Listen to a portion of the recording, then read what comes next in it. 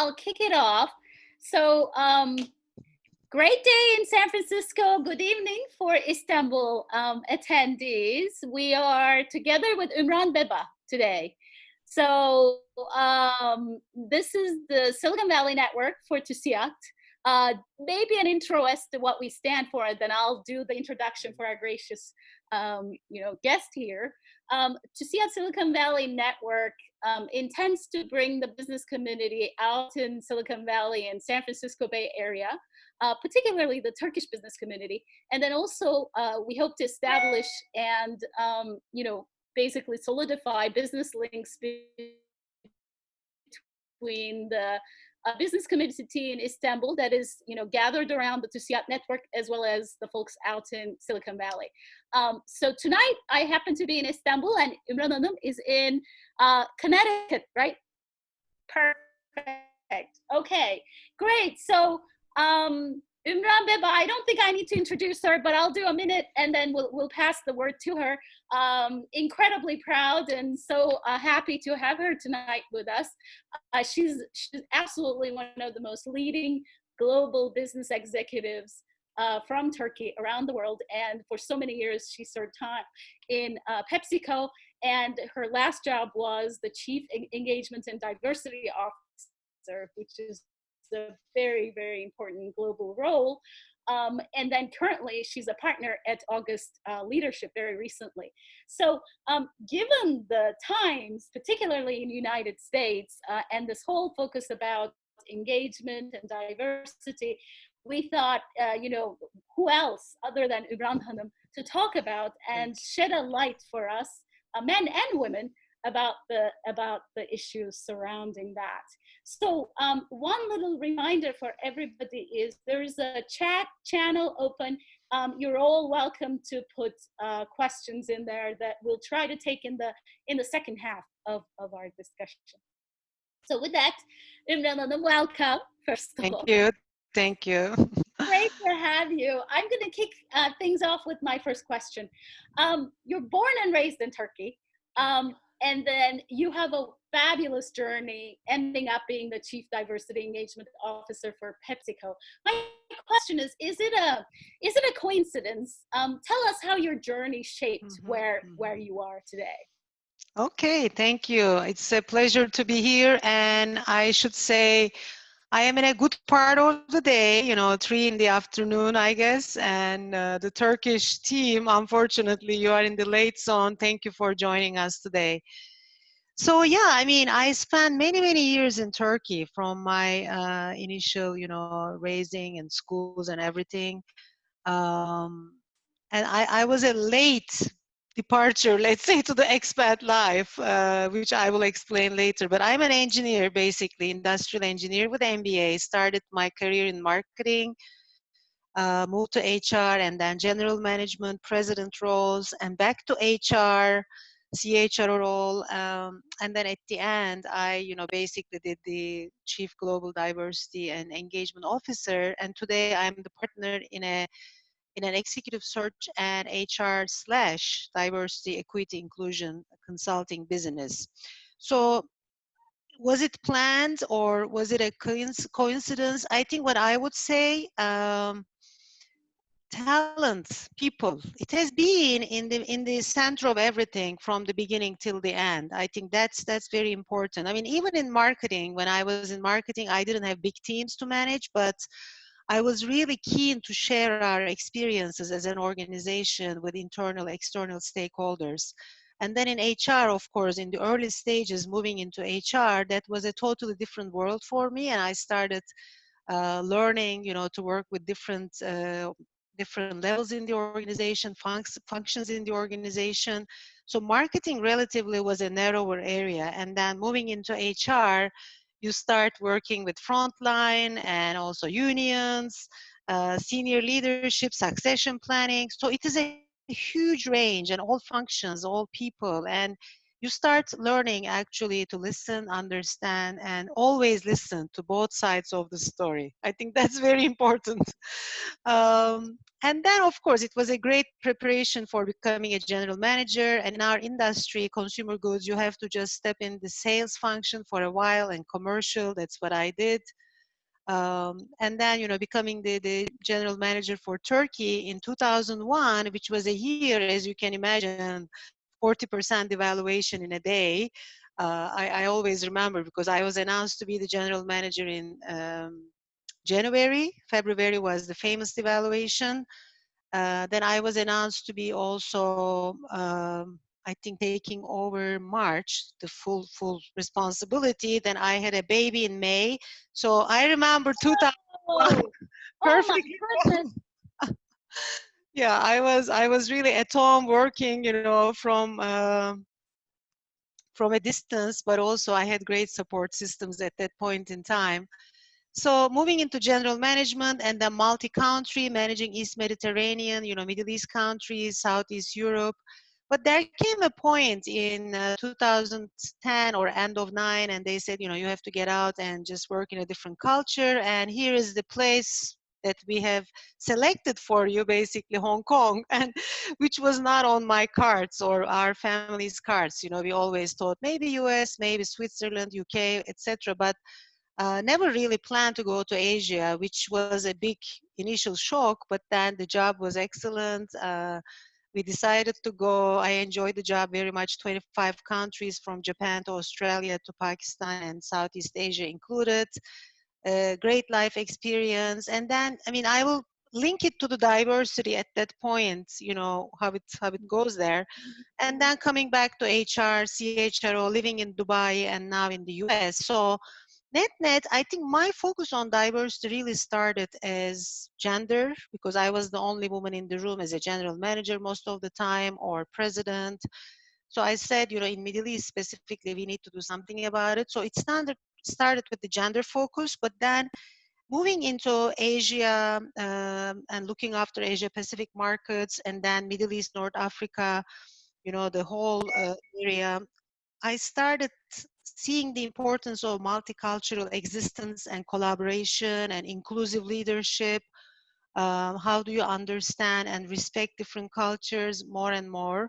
And then coming to the US, of course, it's a totally different agenda. Gender is only one part of it, but then it is the ethnicity, of course, the whole disabilities and LGBTQ plus and everything, like the whole range of veterans, different generations, age is becoming another discussion point. So net, I started really since 2006. I started doing on the side a lot of diversity work um, as my, like additional responsibility in a way, as a president, as an HR leader.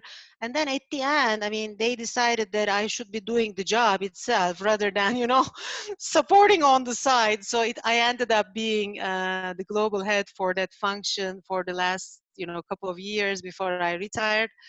But today I'm still working in these areas. My objective is really to find the best and the diverse talent for organizations, creating an inclusive culture, and making sure that also there is a return back to the communities in this sense.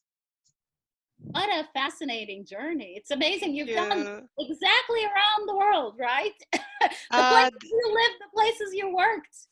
Actually, one friend was saying once that, okay, the next stop should be most probably Hawaii to close the full circle, I think. The Pacific Islands. Yes. Yeah, maybe it is the retirement. I don't know.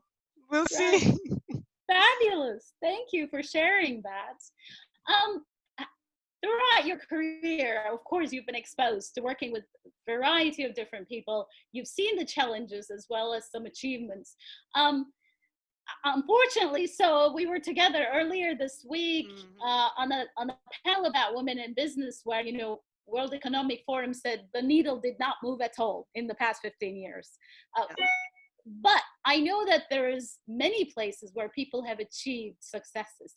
Can you, from your perspective, share some of them with us? How do you see who did it and how did they do it?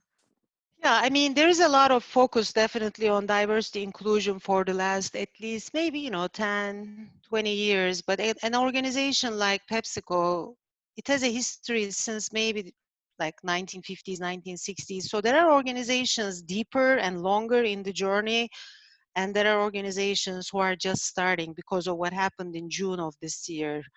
So I think we have to really differentiate that focus. And what I observed, if your business is directly speaking to the consumer, the final consumer, you are forced, or you have to, or you should understand, because you are really dealing with the consumer and customer every day.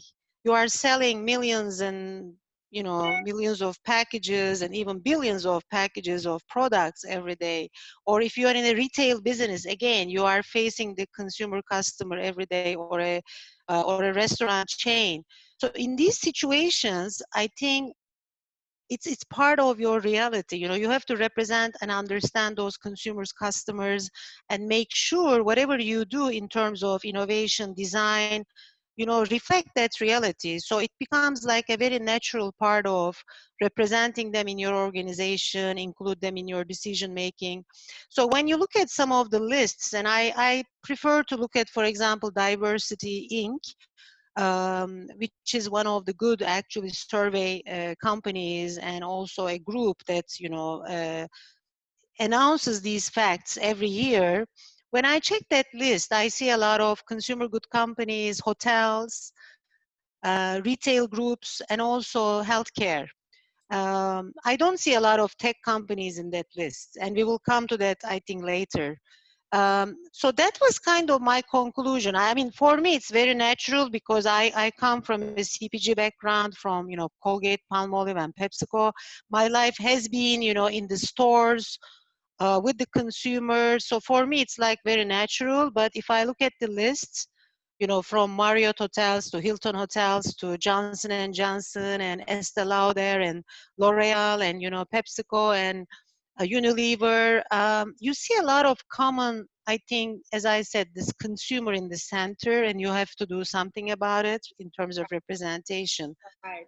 So those are the companies we see a lot in these lists. And these surveys, I should say, I mean, I remember checking one of them over and over again, like they can be up to 200 pages. You have to fill in like not only numbers, not only representation, it's about inclusive culture, it's about what you do in your brand advertising, and it's about what you are doing with your communities, volunteer services, board of directors. So it's a lot of questions to answer before you hit one of those lists, actually. Right. It's a inclusive effort from all parts of the organization, you're saying, and Yes. talking to your audience, right, directly. Yeah. Yeah. Excellent insight. It's kind of depressing for me because we live in Silicon Valley, and I mean, you just said there aren't that many technology companies in that list. So hence my next question. As you all know, and Umran knows very well, she just gave the example, Silicon Valley has a bad reputation about inclusion, unfortunately. It's the bro culture that we hear about. But given technology is going to be the defining character of all companies and all humans for that matter, in the world, in the future, how is inclusion, diversity important? Or another way to ask it is, can technology be created without inclusion? I mean, what do you think?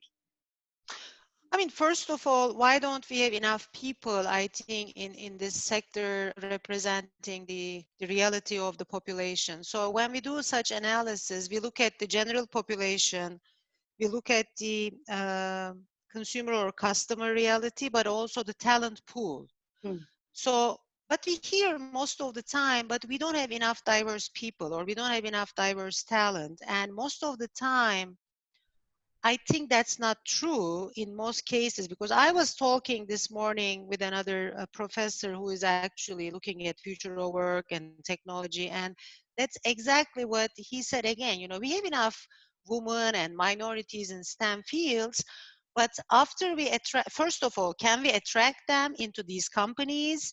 Can they stay? And then at the end, are they satisfied, or are they promoted and developed? I think culture then becomes very important.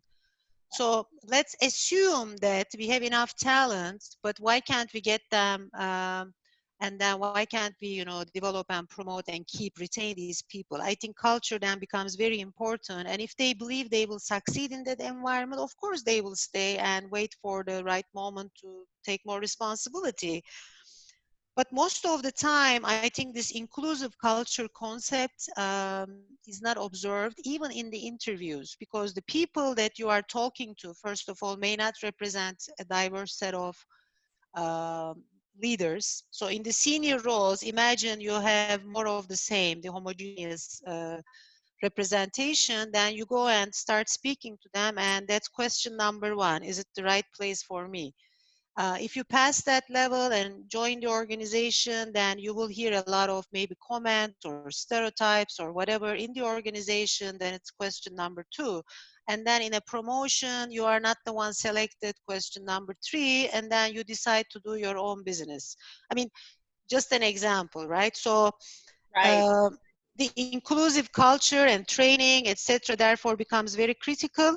But also I'm worried about the future of also AI, etc., because whoever is developing those programs and, let's say a recruitment model, if it is developed by homogeneous teams, I am afraid that at the end it's not going to represent the reality of the world, and it will become even more selective with one lens. So it's therefore very critical to include diverse talent in the technology space and development of especially artificial intelligence based solutions, because we want to really see all aspects of the problem and solutions.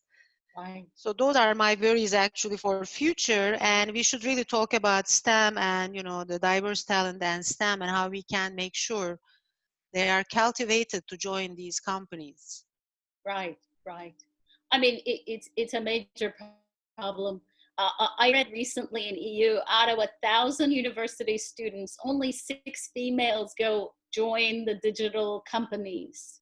6. I mean, I can't imagine, how we're going to have that unbiased products, unbiased, Yeah. artificial intelligence applications. Mm-hmm. It certainly is a problem. Um, Great. Thanks for that insight. Matt from The Hague, from Netherlands, asked a Uh-huh. bunch of fabulous questions. I just kind of want Yeah. to link what you talked about to, he's talking about how do you create a diverse culture? So maybe you can, Yeah. you talked about particular segments of it. The big culture question, of course, is very important. Yeah. Any insight on that? Yeah, I think culture is a collection of everything, right, in an organization. And it's not only the written rules and policies and procedures, but also the not written and unspoken, and kind of the way how things happen here, or the way how things work here. So there is the aspect of senior leadership, first of all, and how they set the vision, mission, and values for the company, the strategies for the company, who they include in the decision making, and who is sitting around the table. So that's one part. Then going, looking at all the HR processes, compensation, design, performance design, people planning processes, succession planning, they all have ways of capturing an inclusive approach, rather than just selecting the same people over and over again. I mean, it even goes to the, I mean, let's take Turkey example. One of the challenges there, forget about gender for a minute. If you're a graduate of a Boğaziçi University, and if you sit and talk to a candidate from the same university, there is an initial attraction to the idea that you come from the same background. So how do you get, let's say, talent from different backgrounds and universities? Because the diversity in Turkey, for example, is very different than what we are talking in the US. I think it looks more simplistic, like it's man and woman or whatever, but I mean, or maybe some different abilities. I think it's beyond that. But we don't think about it as much. And I mean, I was talking to the HR leader when I was in PepsiCo there, and she was trying to push, like, how are we going to get more diverse talent from different universities, colleges, etc. So it's a simple question, but then, I mean, it starts from that recruitment point, Right. and then how do you compensate, for example, the the leadership team in terms of diversity. I mean, there are best examples where you can really put representation goals, inclusion index as part of your bonus design. We did that in the past in PepsiCo, and Sodexo is doing, for example, today in terms of their bonus design. So that's kind of more the top part of the game. And then there is also the from the front line upwards, you know, having the voice of the employees being heard. Do you have employee resource groups, business networks? Every company is calling it differently, but they are also a very good source of the voice to be heard, different groups represented. And then all of these like leadership messages, policies, procedures, and the voice of the front line, I think they will shape up the culture. And I think at the end, it's very critical what we are hearing from the top, and the walk to talk is also consistent. It's Right. not only like, you know, we have to do this, therefore we are talking about it. People are smart, they see it. If it's not authentic, they get it. I mean, Right. that's what happened after June. You know, Black Lives Matter, many companies started putting out, you know, messages and goals and commitments. Why didn't you do this before, right? So, I mean, if it was that important, why didn't we do this before? All of us. I think this is true for all of us, not only for one company or the other. But before, I think the pressure was more on women. All of a sudden, after June, now it's the Black employees in the US, and we have to hire more African Americans. I mean, that reality was there in all Right. the statistics. Right. Yeah. Right. Just one thing, if we can double click on, which is Hmm. this whole notion about diversity in Turkey. I mean, I love it Yeah. that you touched it. Here, usually it's defined as men versus women. And the other aspects of diversity, as you mentioned, different universities, age, Hmm. or, you know, what city you're from, or different Yes. backgrounds, what have you, there aren't that any discussion. I mean, if you can elaborate a little bit about that, if you have any observations, or, you know, what they can do differently. I mean, I think at the end, again, I always come back to my marketing roots and the consumer focus, customer focus. So, what are we trying to achieve in our business? Who are we trying to serve? If we can understand who we impact and who are we getting our insights and inspirations from, and who we serve, I think that's going to answer the diversity point. So depending on your business, you have to make sure you represent that target group somehow in your business. You know, that's number one. Because we want to hear those voices not only in a research sense, but in real decision making. I think that's critical. Diverse backgrounds and opinions will actually drive further innovation. It's proven. If as long as you have an inclusive environment. So that's number two. And then, do we have also an environment where we can talk about difficult things? I mean, one of the cases here in the US, I like it, the whole idea of courageous conversations. There's a lot of promotion about it now, which I think before also in some organizations, of course, we did it. But in Turkey, I'm not sure, for example, that part of the equation is as comfortable. I mean, you might bring different people from different backgrounds, but are we going to have the environment to have the right conversation? Or, you know, it is the hierarchy or Right. whatever that we will be Right. afraid of and not talk about it. So is it more of a corridor talk, or is it like a real discussion? So I hope the new generations are, you know, raising their concerns or hands more. Um, but at this point, I mean, I am looking. I mean, let's take the case of in Turkey, for example, somebody coming from a more conservative or traditional or more religious background, and somebody from a more secular liberal background. Um, you know, working in the same organization and understanding each other.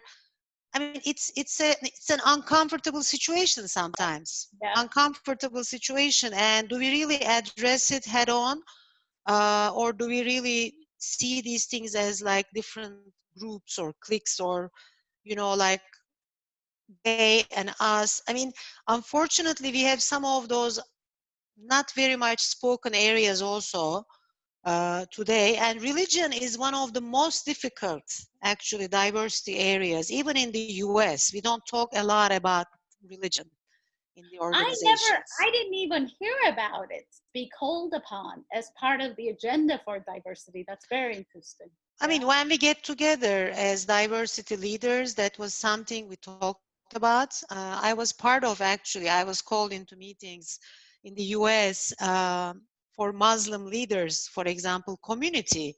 Very Right. interesting because I was also in the beginning like, I mean, I am Muslim, but it's, I mean, like, why do we need to talk about it? But then when you get into the meeting, people had their own issues with their names. You know, if they come from Pakistan or if they come from maybe Middle East, they have specific names. You know, they will feel very uncomfortable in the US environment because it's obviously Muslim. And then the image in the US is, or maybe in other countries, you know, Muslims can be terrorists. So all of a sudden, you have this huge, you know, like, okay, bias against their names. Right. And they might be great leaders, but you have that starting point, right? So, and then we said that, you know, are we going to really talk about it in the organizations, you know? And I think it's still an uncomfortable topic, but when for example, in New Zealand, I think there was a situation when I think, was it a mosque that was, yeah, there was a mosque, Yeah. I think, There was a term. shooting. Right. Yeah, and then, I mean, I gathered some of our, you know, Muslim leaders, you know, in New York office, and I said, how do you feel about it? Let's talk about it. I mean, sometimes it's only about just checking on people, you know, asking them how they feel, because if they if they go to the, let's say, a mosque regularly, they might feel uncomfortable with this situation and unhappy beyond just a regular human being because they have been in those situations. So religion is definitely a difficult one, I should say. Right. I mean, I see Max is asking anyway, how do we solve the Mhm. problem? But I don't know if you have any insights. I mean, for any problem to be either solved or approached in a better way, I always believe in the idea of listening, understanding, and showing empathy. That's true for African Americans, that's true for Hispanics, the immigration problem, the religion problem. I mean, at the end of the day, you know, what is the job requiring? If you take it from the job perspective or, you know, talent perspective, okay, what do I need in this job? What are the characteristics, skills, whatever?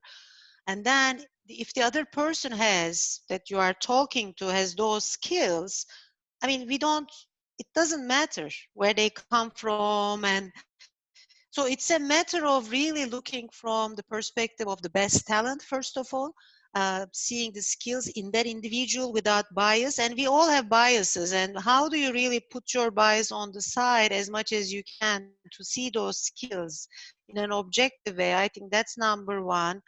And number two, I would say, is really give them a chance to succeed in the organization, because if they come from a very different background, let's imagine somebody who comes from, I mean, in the Turkey example, if the person is coming from an Anatolian city, and let's say a woman covered, excellent education, I mean, is she going to feel comfortable coming into an organization where not everybody is like her?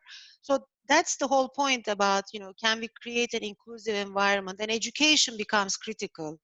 When we had the George Floyd unfortunate killings and more, I mean, that was the key message to most people. Like, you have to educate yourself. Do not expect it from the African American employees. You have to educate yourself about the history of this country, understand where we come from, the slavery.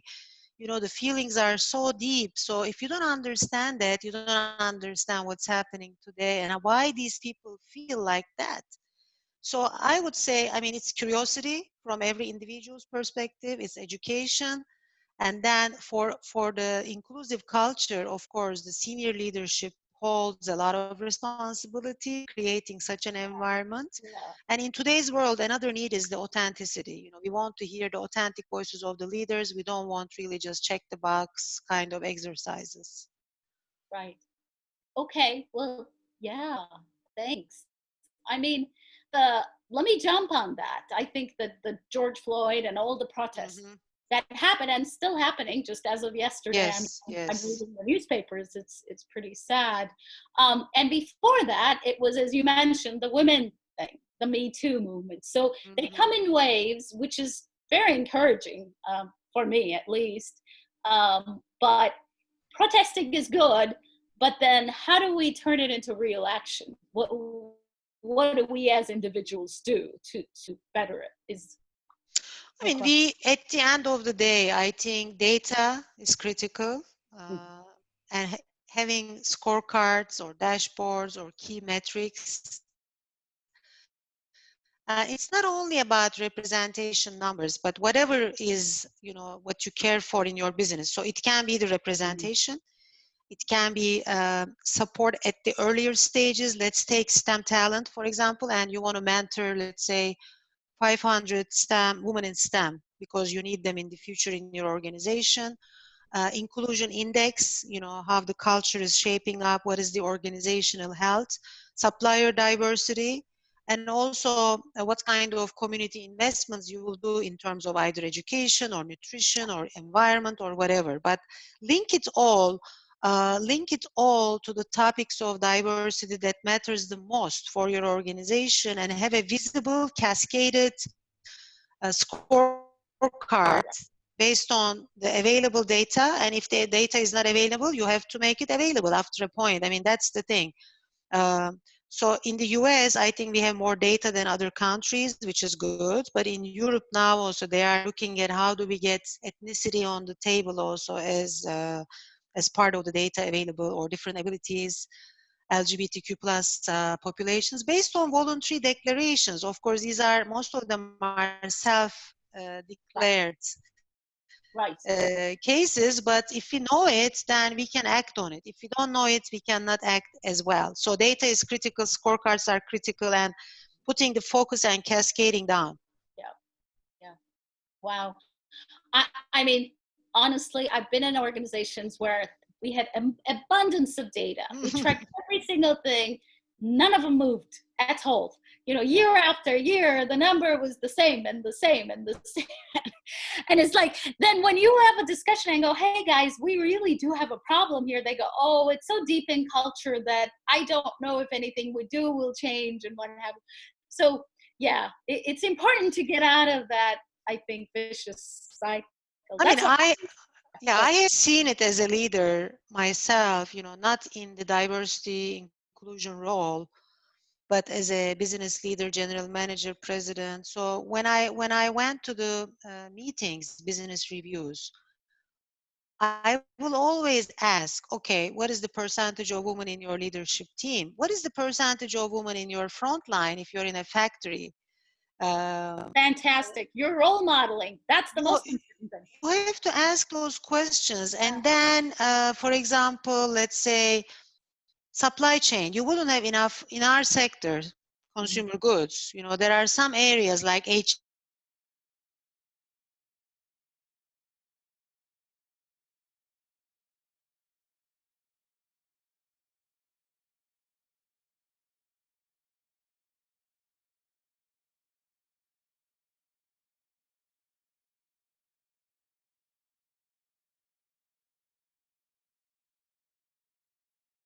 like, okay, let's have 40% women.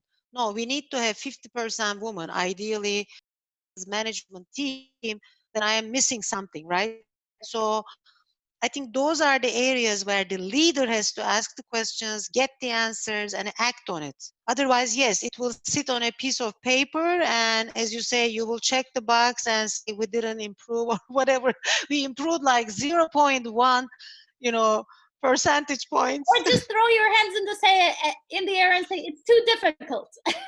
Yes. Yeah. I mean, that's what we hear. The most of the time, there are a couple of excuses we hear. You don't have good talent in this space, or they just leave. They don't stay.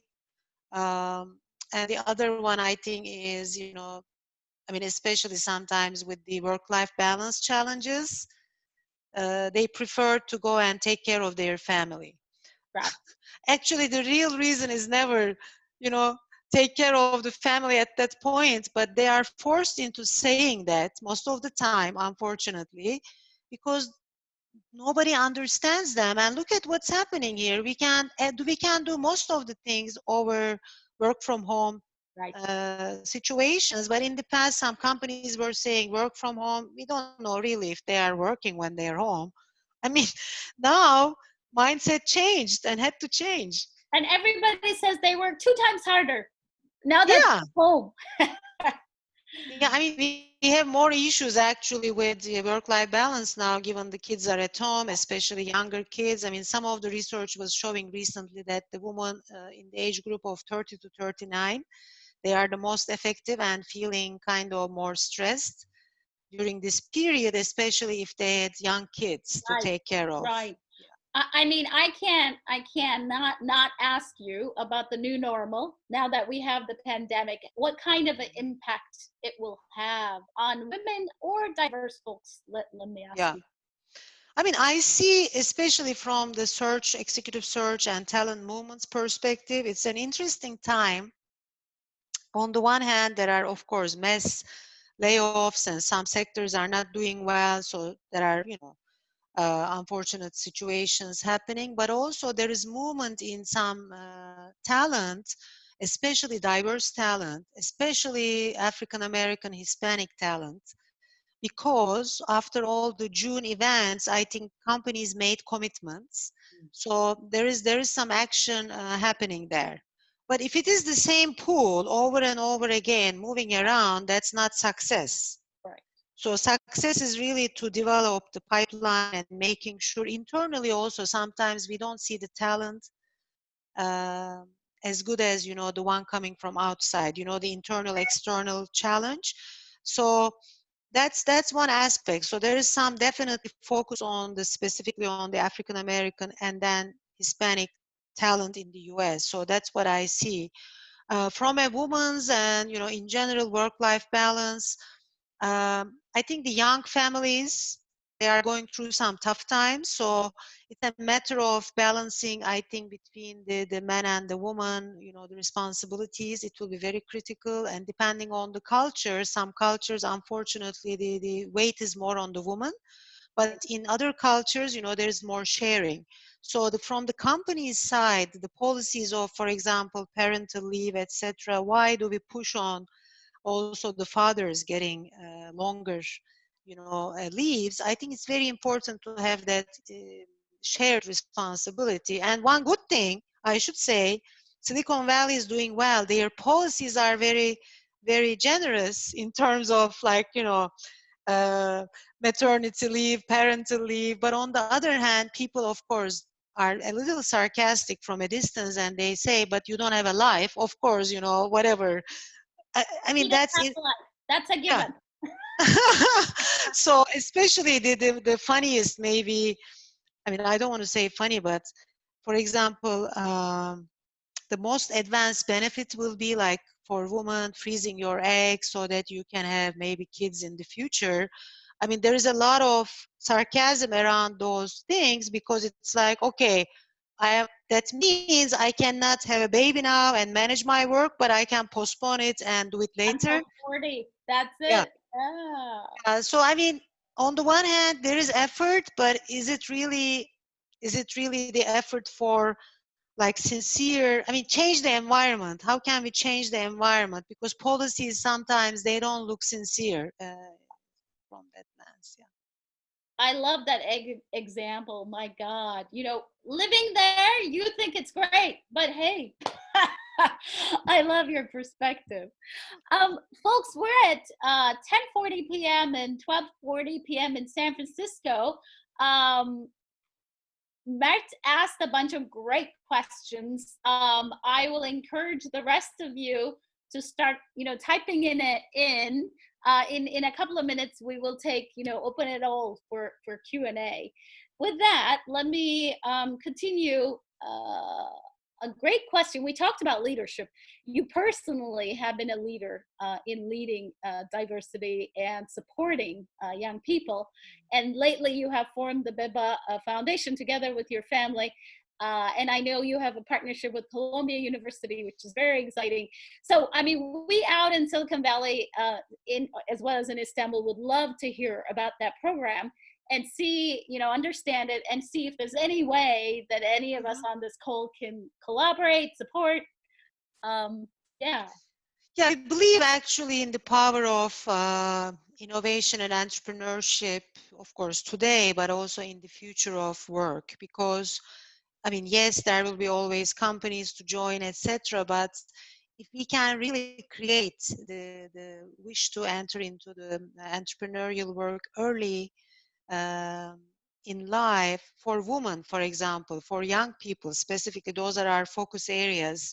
We believe there is going to be more, I think, innovation and economic value created faster without the fear of I have to have like 30 years of experience, whatever. So I mean, you are very experienced. Silicon Valley of course is very experienced in the entrepreneurship and younger entrepreneurship. So our mission as a family foundation, Beba Innovation and Entrepreneurship Foundation, is focus on the young people and also women, and really give trainings, mentoring, and these competitions that we are doing, like with Columbia University School of Professional Studies, to bring those innovative ideas early on, working in a team environment, and then bring them to life. So the pitch competition with them is happening on October 9. The submissions are already in.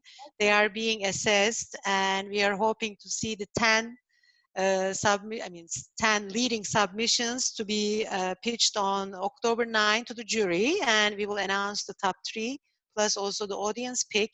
But our mission is really, in 5 years, can we do this in US in 5 universities and in Turkey with 5 universities, and really get more young people early on into the thinking of entrepreneurship innovation, rather than waiting for I need 10 years, 20 years of experience. Especially in Turkey, I think we want to encourage this even more. As you know, our education system is not as much showing that, I think, courage, or let me say, it's more like driven to, okay, you have to join a company, da da da. But here in the US, I think there is more focus. If you look at the universities, colleges, the education system has more entrepreneurship training early on.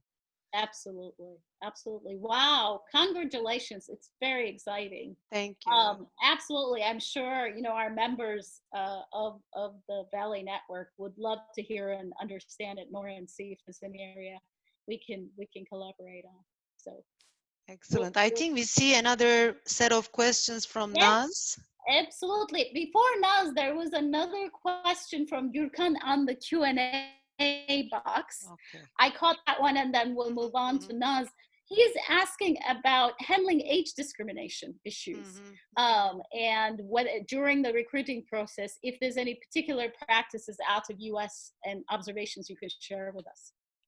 It's becoming a major conversation, discussion in the world, not only in the US, but Europe, for example, also aging population. But in general, I think it's the question of retirement age. Because now, if people are having longer lives, they will retire later. But also, they don't want to work maybe as hard as a full-time job, let's say, for the next 20 years. But they want to be still, giving back. I mean, like, of course, commercially, but part-time. So I think companies started thinking about how to make sure for the internal workforce to benefit from these experiences in a more flexible work system. Recruiting from outside, what I observe, there are certain areas where expertise matters, like manufacturing, for example. Certain areas of manufacturing can be coaching, mentoring young talent can be, or it can be, let's say, functions where security, not cyber security, but security on the other side. So there are areas like you need a lot of experience. So I think we have to use, companies should start use, government affairs is another good one, actually. You need a lot of experience to succeed. So in those functions, I see, people being recruited even at certain ages, and I think this should be more and more. But Right. there are areas where we will need definitely the new thinking, new understanding, e-commerce, maybe, digital marketing. I mean, I think this whole idea of reskilling, upskilling, but also using the multi-generational workforce in an effective way will be the next challenge of the CHROs. Right. Right. Gurkhan just made a comment in saying if you can't enter the workforce until you're 28, then there are people who gets left out for the rest of their lives. So the age limit is an issue across the board in Turkey, is he's saying, which is a I good mean, observation. youth unemployment is a major issue, I think, in some countries. Unfortunately, especially, I remember from my previous World Economic Forum teams, like Spain and Middle East, they had very high youth unemployment Yeah. ratios. So I think, therefore, entrepreneurship again becomes a very critical point. I mean, if you just target to join a company, you may not end up joining the company that you want, and you might just end up doing things you don't like. So I think that balance of organizations, public sector, private sector, NGOs. I mean, for example, look at US. Nonprofit is a big sector. Mhm. Uh, but if you compare it with Turkey, it wouldn't be seen as a good career, I think, uh, for life, because most probably they don't pay as well. I mean, here also the pay is not that high, but it's good. It's kind of, you can survive on nonprofit pay. In Turkey, it will be seen more like, I mean, it's not a career today. A hobby, as the parents say, hobby. Yeah, exactly. Yeah. Yeah. Yeah. Okay, let me jump on to the Naz's question Hmm. here. Hmm. So expats in the United States, how do we deal with approaching our colleagues and teams about our background? Because our religious and national background is very different from them. Any tips there? I mean, wherever we go, I think we represent our culture, or we should. I mean, that's part of our role, I think, as expats. But also, I think the point I try to make, the education is also a personal responsibility of the other person. In the US, unfortunately, you will see people who even don't know or remember or seen like Turkey on the map. But also, you will have some people who know it very well. So at the end of the day, I think, yes, we should represent our country in such a way that we are, I always say this, we are European, Middle Eastern, or Asian in our, deep cultural elements. And we can really play that very well in different occasions, situations. And I worked in all those continents, so I use different parts of my background in different settings. And coming to here, I think, first of all, we bring an international perspective. We bring a representation of all these different cultures, into the US environment. We will be well educated most of the time. If we are joining a company, I think we need to make sure our education system also gets that appreciation, which unfortunately in the rankings, not always we see that. However, I believe we have very good education in certain places, and I hope it will stay like that. That's another worry, of course, with everything that's happening. Um, yeah, I mean, I believe we are, as expats, we have that responsibility to reflect our culture and educate people to a certain extent, but also make them like go and read more. It's not 100% on us.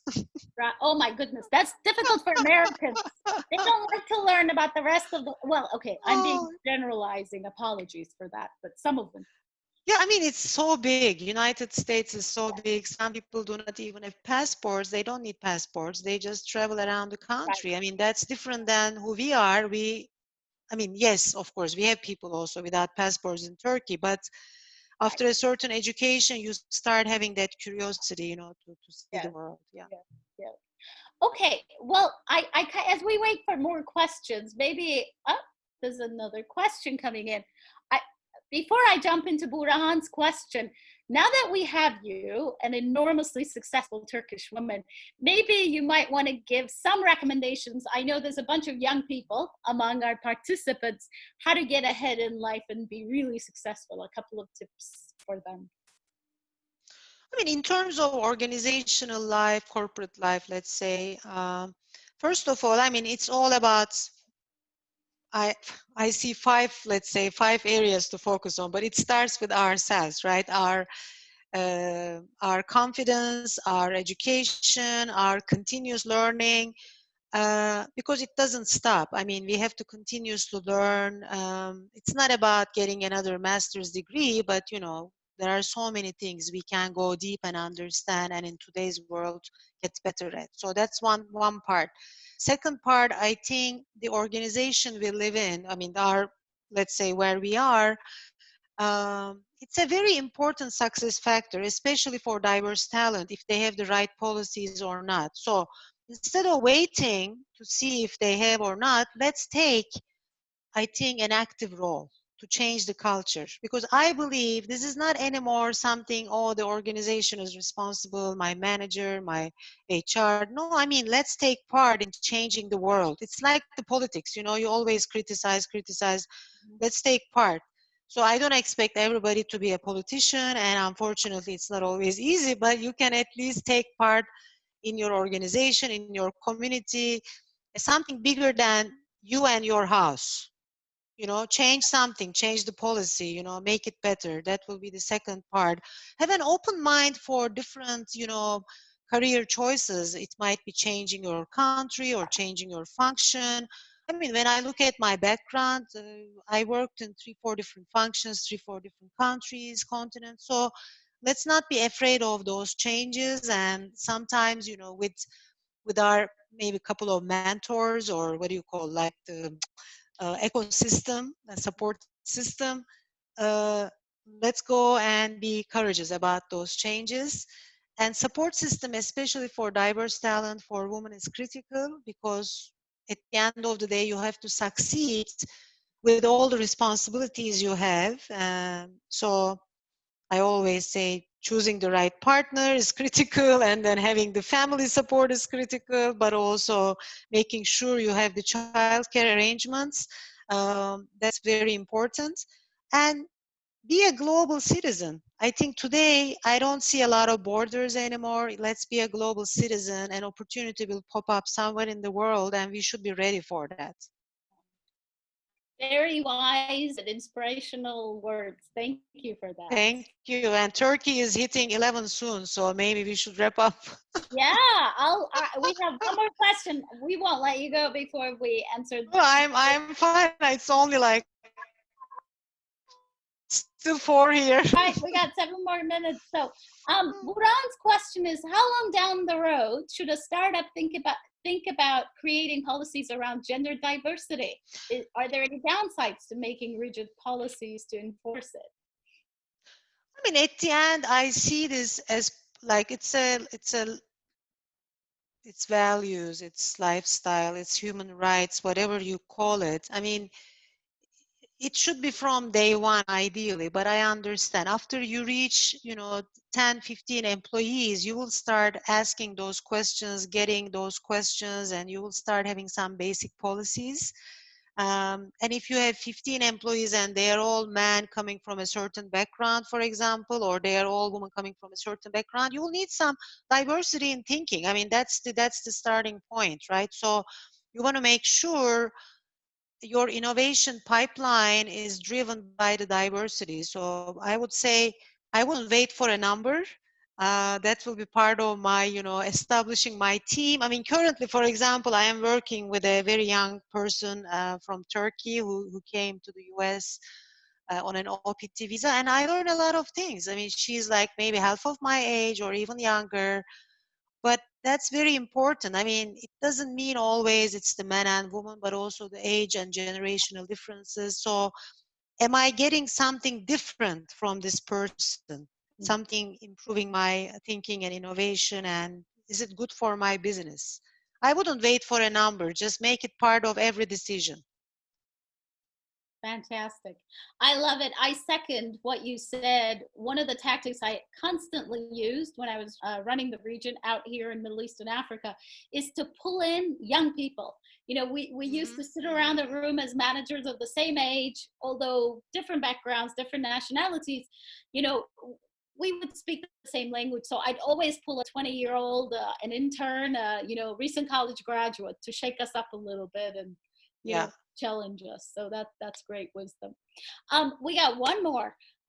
Any tips for someone who's Turkish American, raised in the United States, who wishes to return to Turkey and continue their career there, or between US and Turkey? I mean, I think Turkey or Turkish companies definitely appreciate the global understanding or understanding the US market. And I get a lot of questions from Turkish companies who wants to come and operate in the US. So that might be a good edge. I mean, especially on the CPG commercial side, I get those questions. You know, I'm producing this here in here in Turkey, and how can I go and sell it in the US? So I think if you have that kind of experience, that's an easy sell, you know, to go and understand the business in Turkey, see the capacity, and bring it to the US. So they will love it. Um, I mean, also the cultural understanding from both sides. I hope that you kept those cultural ties and links, because they don't want to see you totally American when you go to Turkey. I mean, I'm hoping that, you know, we all keep some of those cultural ties and understandings. But the most immediate thing that comes to my mind is the commercial opportunities in the US. It's a big market. Every Turkish company wants to go global and wants to sell something in the US these days. It's a good opportunity. Also, it's dollars, you know, in terms of revenue. You can be an agent for that. That's a great one. I'm with you. The capacity of business between US and Turkey is so under, you know, Yeah. utilized that it's sad. I mean, for some reason, EU is our major partner, business partner, but we haven't shifted to Yeah, United States. why do I buy here a Greek or Spanish olive oil, but Right. not a Turkish one? I mean, just simple day-to-day consumption item. Yeah. Yep. Okay. I love it that we got so many questions from men, not just women. So that's a good thing. Perfect. I know. And then there's a request that we should do the closing in Turkish. Sure. Let's. Nothing wrong with that. So Umran Hanım, thank you so much. It was an absolute pleasure. Thank you for your enormous wisdom and insights about diversity and business life in general. It was great to have you. Thank you. Thank you. Teşekkürler. And hope to see you all again at some point. Absolutely. Thank you. Folks, thank you very much for joining from Istanbul as well as from the Bay Area of our TUSIAD Silicon Valley Network. We have a LinkedIn page. You can send us an email or just ping us online and we will find you and include you in there. And absolute pleasure to have you on this 11 p.m. or noon time. Global world. Stay healthy. That's the most important thing. So Exactly, I exactly. wish bol bol sağlık diliyorum herkese. Söz verdik. Türkçe kapatacağız. Çok teşekkür ediyoruz Ümran Hanım. Sağ olun. Evet, evet. Sevgiler, iyi geceler, iyi günler, hoşça kalın. Bye bye. Bye. Bye guys.